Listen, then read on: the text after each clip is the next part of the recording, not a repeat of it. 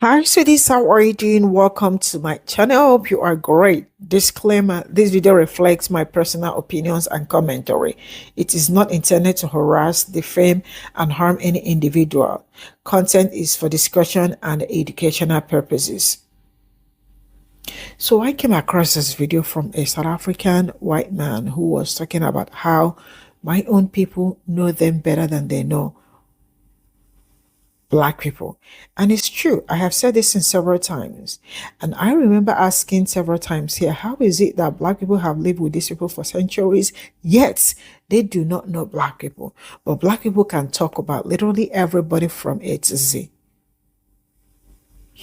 So he was talking about how Black people, both everywhere in the world, were the ones that took care of everybody, that also taught people how to bathe, how to do literally everything, how to wipe their, all that cleanliness. You know, the same people that taught you how to do all that, then you turn around to say that they are dirty, that they are the worst things, they are not good, they are that, they are that. You know, all these things are the things that each time I listen to, I feel like, how can these people be lying to every other person in the world and they believed it? Because the lies that has been told has really damaged a lot. But you know what? Let's get into this video. Black people know more about white people than white people know about themselves. As a white South African who grew up during apartheid, the first time I ever heard this phrase, instinctively, I knew it was true. But intellectually, I couldn't have told you why. It took me years of reading and thinking and researching and listening to be able to come here today and tell you that I finally understand what this means. During apartheid, white South Africans controlled all of the natural resources of South Africa. We controlled the gold, the diamonds, the platinum, the farmland. But there was one natural resource that black South Africans had in abundance, and that resource was the truth, particularly the truth about white South Africans.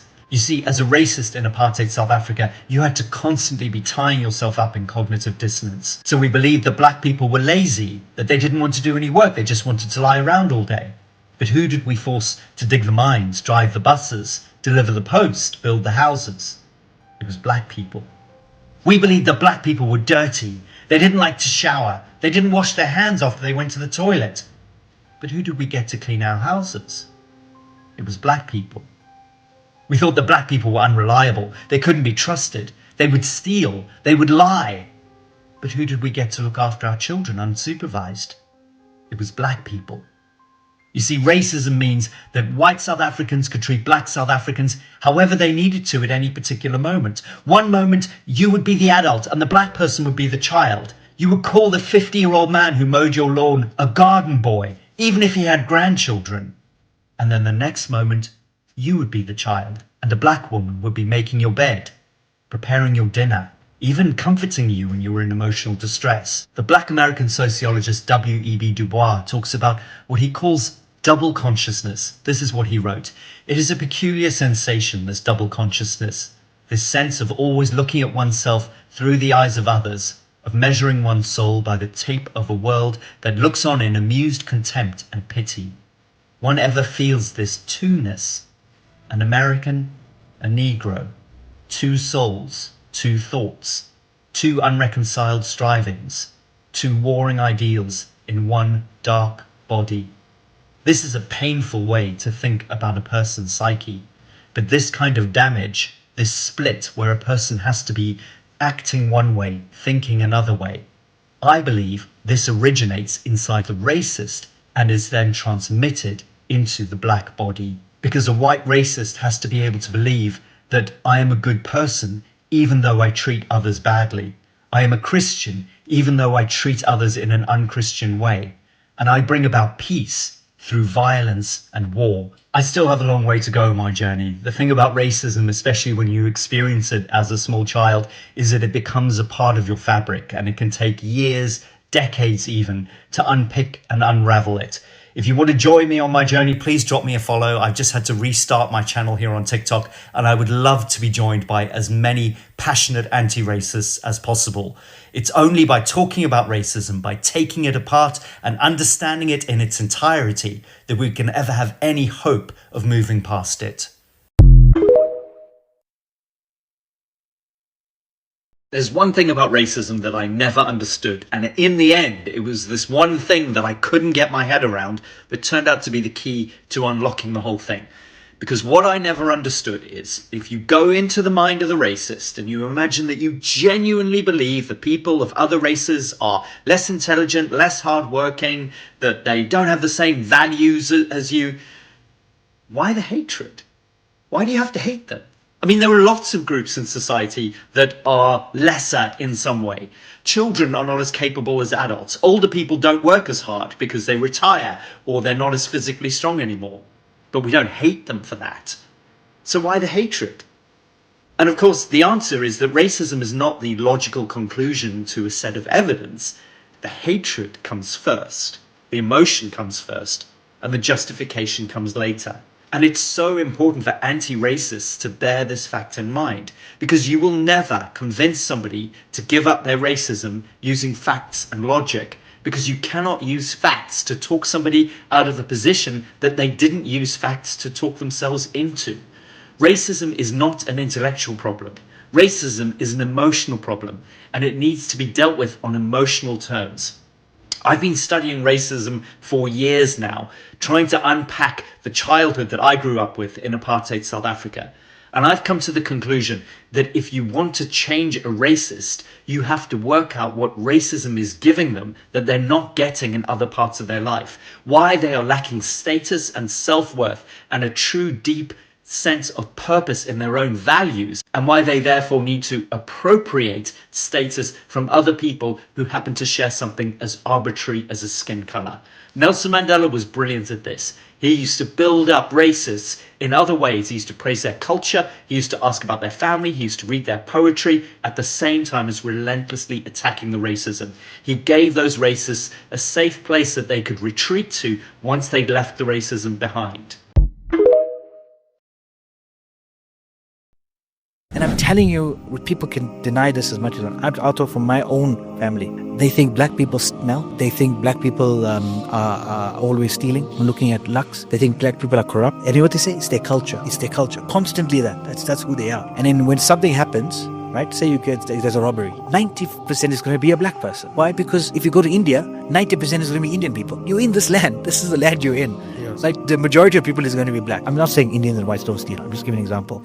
So they will say, see, that's their jat, that's their way, that's who they are, that's their culture. And you're telling me I mustn't be racist. This is the wording. I'm speaking from my truth. This is the wording that goes on in this community. And that's why I'm saying I'm fed up. So I want people watching this to say, do you know the people that you looked up to in the Sahaba and the Tabi'een and many others were of dark skin, darker than your skin, and you show respect to them, but the dark skinned people of this world you look down upon because they have curly hair, because they have darker skin. It doesn't make sense to me. And it's the next generation that I'm seeing. I'm seeing a change in the next generation. And whether they're not marrying, because that's still to come. Like my dad would always say I must marry a black person. Do you want to? Was that a different conversation? That's a different conversation. But importantly, that should become the next step, that we start intermarrying and we're spreading Islam just in that same similar way. But more importantly is that this kind of the stereotyping, this kind of distaste to someone just because of the color of their skin and a misconception about them, absolutely wrong. Context matters. Watch the full episode and subscribe for more. Colonizers were taught how to bathe properly by black people, then called them animals. Like they literally were saying black people were dirty, black people are animals, and then had to learn how to wash their ass correctly from black people. So like my whole thing is now you're copying a being that you see as an animal because they're clearly more clean than you, and they have to teach you how to be clean, but yet they're the animals, they're the dirty ones. And you guys just believe that just changing your trousers and your underwear is good enough. And you had to be taught how to bathe properly. And that's just like showering, bathing. They also taught them how to use products in their hair, obviously, and skincare as well. Like literally all of these things And now the world that we have is so many products and capitalistic and all of these things. But like at one point, the colonizers had to be taught how to properly do these things. Yet they were calling the people who taught them how to do it animals and dirty. Like, I think the bigger picture here was always there was some sort of resentment, some sort of inner animosity, jealousy, something like that, because that's the only thing that can make it make sense to me. Calling someone dirty, but you had to be taught how to bathe by the people that you're calling dirty, bitch, that doesn't make any sense at all. If you don't think that all white people can be racist, think about Helen Keller. That bitch couldn't see a Negro or hear a Negro. She was just disgusted that one could be nearby without her knowing. And come to think of it, that means her teacher taught her to be racist. I guess, in between the times she was teaching her how to write books and fly planes, she was also taking time to teach her about the danger of blacks. What was she doing? Writing a description of niggas on Helen Keller's open palm? Helen, it's your beloved teacher. I need to teach you about the blacks. I know that you can neither see their black skin or hear their monkey speech. So I'm going to teach you how to detect one. Then she gets some wool and put it in Helen's hand. And then she writes, nigger hair. And then one day, Helen uses her sense of smell to fly a plane, and she wanders into a furniture store. She reaches her hand out, and the first thing she feels is something rough and coarse. She remembers this. And she says, you don't belong with our superior race, nigger. I know I can't hear or see, but I know I'm part of the superior white people, whatever white is. And she wasn't saying that, but she was thinking it in whatever language she'd come up with in her mind. Maybe she thought and taste. Anyway, she's really grabbing onto this and screaming, you nigger. All the time she's screaming at a brown couch. It is important not to simply dismiss bigoted arguments for the sole reason that they are bigoted. You must also remember that they are wrong. And you must also know why they are wrong so that you do not accidentally regurgitate rhetoric adjacent to these arguments. Today I will explain to you why minorities should not be treated as second-class citizens. This is something that I assume you already agree with me on, but it is still important that you know why you agree with me. The argument for white supremacy is an argument predicated on an argument predicated on an argument that is based on half-truths and statistical illiteracy. The argument for white supremacy is the argument that white people should be at the top of the totem pole in society if other races are even allowed to exist in the world. And that argument is predicated on the argument that white people are more capable, more fit to hold power, which is predicated on the argument that white people are more rational and more intelligent. And only in that argument is there any sort of ethos to be found. Things like higher IQs and lower crime rates in white communities are cited as evidence that white people are more rational and more intelligent, and therefore more fit to hold power, and therefore deserving to be on the top of the totem pole. Now, while I've engaged in plenty of lowbrow comedy on here, I do think that the average person who follows me is probably relatively politically educated, because I talk about politics a lot on here. So you probably already know that the reason for these crime statistics is primarily a result of certain Reagan and Nixon-era war on drugs policies, the over-policing of black and brown communities, the poverty in black and brown communities, and also the bias in likelihood to arrest and charge a black or brown person for the same crime. You also might know that even if it wasn't for the fact that most people in the psychological field do not adhere to Spearman's theory of general intelligence, the IQ test still wouldn't be some sort of metric of how much mental capacity you have in your brain, considering it's primarily puzzle solving, which is something that you can teach yourself no matter what, and vocabulary portions, which obviously you're not born with a vocabulary. You also might know that out of everything correlated with IQ, the amount of money that goes into education where you live is the most positively correlated with IQ. And also living in higher stress environments is shown to cause a decrease in your IQ score. As such, people who live in poor and underfunded environments are naturally going to score lower on IQ tests. But even if there was some sort of biological reason for this, it wouldn't be that simply having melanin also means your brain doesn't work as good. Black people are on average taller than white people, but you can't just point at a black person with dwarfism and go, no, he's actually tall, because he's black and black people are tall. That'd be stupid. The reason for it would be that there was some sort of gene that makes you dumber and more violent, and that gene would be more common in minority communities. This is something that a lot of far-right people argue is the truth as well. And they may, instead of arguing for genocide of black and brown people, they argue for eugenicizing this gene so that it's no longer found in the human body. And surprise, that's actually the real topic of this video the whole time. See, white supremacy is a growing and yet at the same time dying ideology. White supremacists are useful idiots for this new far-right movement of rationalists. Like white supremacists, rationalists believe that the more capable, more intelligent people should subjugate the less capable, less intelligent people.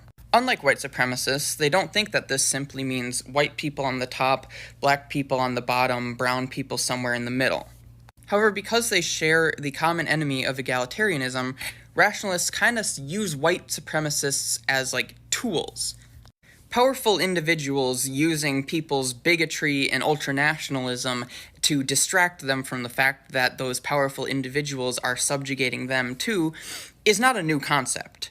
Rationalists are playing by a very old playbook.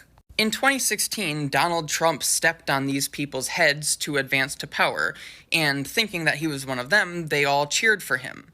They continued to cheer for him for like 8 years straight, not realizing that he wasn't really one of them. He was definitely racist, but he really just wants power and making his rich friends richer. In a previous video, I talked about these fascist movements in New York City that are comprised of beautiful women of color and transgender women, and funded by gay male rationalist billionaire Peter Thiel. It's also worth noting that Nick Land, the founder of the Dark Enlightenment, is openly addicted to transgender porn. A lot of people missed the point of that video, likely because they didn't watch the full thing. So at this 5-minute mark, I will restate it here. You, the viewer, are more susceptible to fascism than you think. Fascism is not just when you're super racist. The reason that Nazis want to eradicate queer people and minorities is that they feel disgust when looking at them. They feel themselves to be superior to those groups. You do not feel disgust when you look at minorities, I would hope. You do not feel disgust when you look at gay or transgender people, otherwise you would not have made it this far in the video. And you likely do not think of yourself as inherently superior to those groups either. However, who's to say that when you see a homeless addict on the street, you don't feel superior to that person? You don't feel disgust, and at least wish that they were somewhere else, if not that they didn't exist. The way supposedly progressive people look at homeless people, drug addicts, ugly people, fat people, people with the bad mental disorders, is very fascistic. It's something I've been talking about for a while, and I need you to finally listen to me. The rationalist movements that are about to take over our country are not racist, but they are not primarily racist, and as such their rhetoric finds itself regurgitated in progressive circles. This is what I was trying to talk about earlier when I got kind of canceled for my take on the never mix girl. Even if half-hearted and seemingly innocuous, posting a beautiful mixed-race woman with the caption "always mix" gives ground to the notion that the aesthetic features of someone's potential offspring should impact the way that they reproduce. I had people in my comments section defending that trend that were straight up saying, well yeah, the trend is proving that mixed-race people can have superior genes. Superior genes? Do you fuckers hear yourselves? Even if beauty were not subjective, beauty means nothing, and it should not be pursued at the expense of anything or anyone. Of course, if I were to simply end this video here, I would be making the same mistake I made at the start, except with the word eugenics instead of racism. It is not enough for me to decry these movements as eugenicist, I must let you know why eugenics are bad. The notion that better genes make for a better society is demonstrably untrue. While humans are not completely tabula rasa, all psychological information thus far points towards nurture being more important than nature. No matter the size and capacity of your amygdala, you can be a calm, functioning, peaceful member of society if you have the right upbringing and the right care. Sorry, I had to plug my phone in. I firmly believe a world where policies are enacted to ensure that everyone is well cared for would be a safer world than a world where we just keep our economic system but also eugenicize everyone who has a gene that scientists deem correlated to criminality. There's also the argument for eugenicizing people whose disabilities cost us too much money to take care of compared to the amount of money that they would be able to make for us in return. And yeah, I would agree with this argument if I had a big bag of money with a dollar sign on it. There is more to life than what makes us the most amount of money. What's the point of having a rich and prosperous country if you suck all the soul out of it? There are people who love the Down syndrome and highly autistic people that they care for. There are people who go into careers for the sole purpose of taking care of people with severe disabilities. Some of them are evil. I've met a lot of evil special needs teachers, but I had ones that I liked too. You can contribute to society without contributing to the economy, and that is what I think severely disabled people do. Of course, rationalists, who are the main proponents of eugenics nowadays, are against emotional arguments like this. They believe that caring about things like ethics and the well-being of others just gets in the way of human progress. But if your definition of human progress isn't making everyone happier and giving them a better quality of life, what the fuck is the point? Why should I listen to you? Well, I know the point. The point is to make them as powerful as possible at the expense of everyone else, which is why it must be stopped. It's the ideology of a comic book villain. And I don't have any superpowers to take down Darkseid, but I can at least make sure that people on TikTok aren't spreading around the anti-life equation. You know, it's disappointing in this day and age when I'm walking across the road or I'm walking down an alleyway, no, not an alleyway, Jesus Christ, a footpath, and someone sees me and they cross over to the other road. There is nothing on the other side of the road for you to go to. Why are you walking that side? If you're scared of me, just say that. People should start having signs on them saying, I am scared of black people. I don't even look like I'm gonna do something. That's the issue. I don't want to hear in the comments someone saying, I don't want to hear it. It has to stop today. Racism is bad. Do you agree or disagree? I completely disagree. Racism isn't bad. Racists are bad, okay?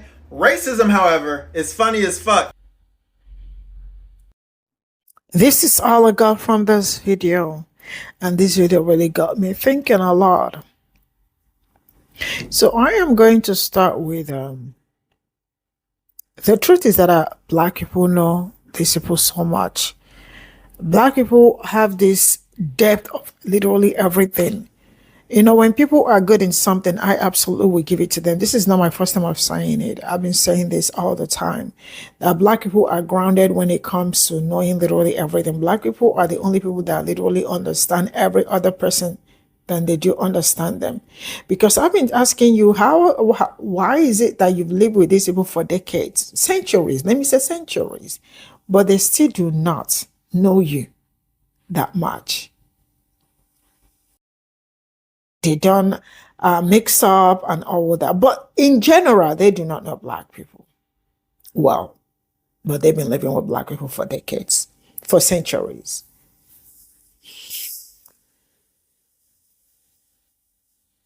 It is what it is. So you could hear what that South African white man said. You know, that is where I am still, I don't know. It got me. It got me. Why did it get to me? It got to me because I remember there was a video that I watched sometime, and it was like, you know, you can imagine raising a cub, you know, raising a cub, yeah, lion, a baby lion, not knowing if the baby lion you are raising will, in the end, That is how sad it is. But this is the reality of Black people. There are some words I don't want to use because you all can see how I've been putting a lot of disclaimer recently because all my videos and all that, it's a whole lot, but I don't want to talk about it here. You know, and I am also trying to be strong while talking about this. I don't want to start like, feeling emotional and all that. Now, let me tell us this. You can imagine, the trust they have for people that look like me. Because let me give as an example. You cannot just bring in anybody into your house to take care of your house. Bringing people into your house probably as a nanny, let's say for example, nanny. It means the nanny is the one probably, or a chef, they cook, they take care of your kids, they make the bed for you and all that. Those people are the ones with the key to your life. It's either you might believe it or you might not believe it.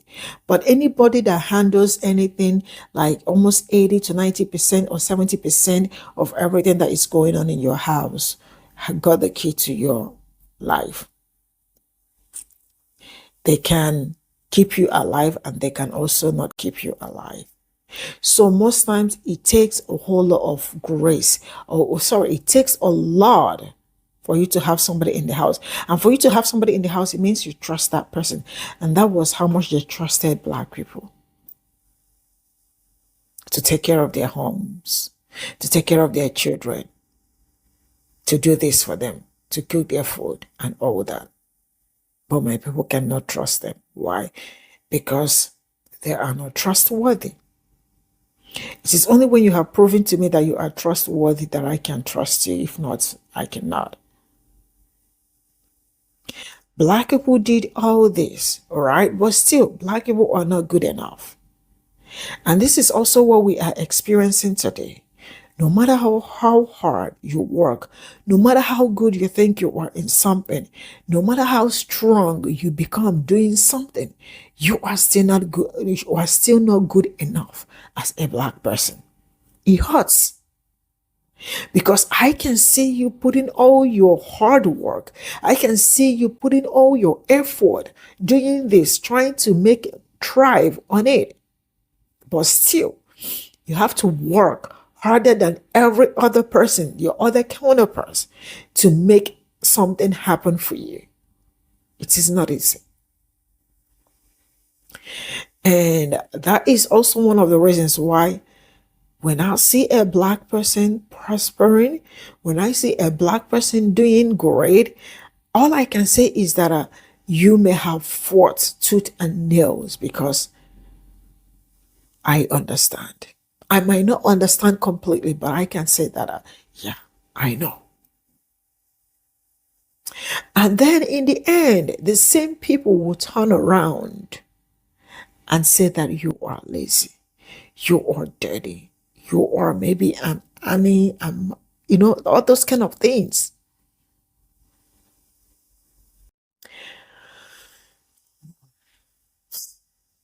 It's kind of sad, but it is the truth you and I have to live with. And one thing I understand about life is knowing the truth. I mean, like accepting it and knowing that some certain things are something you cannot maybe change, or you can change it, but for now, you have to live with it. Then you make up your mind and know that you see this, look at this thing that I am working. If it goes well, great. If it doesn't go well, great. But Black people, I see everything you all have put out, like all the work you have done, even to the extent of taking care of the snake that might bite you. Yeah. Taking care of the snake that it might bite you. That is how strong, in the end. Bye for now.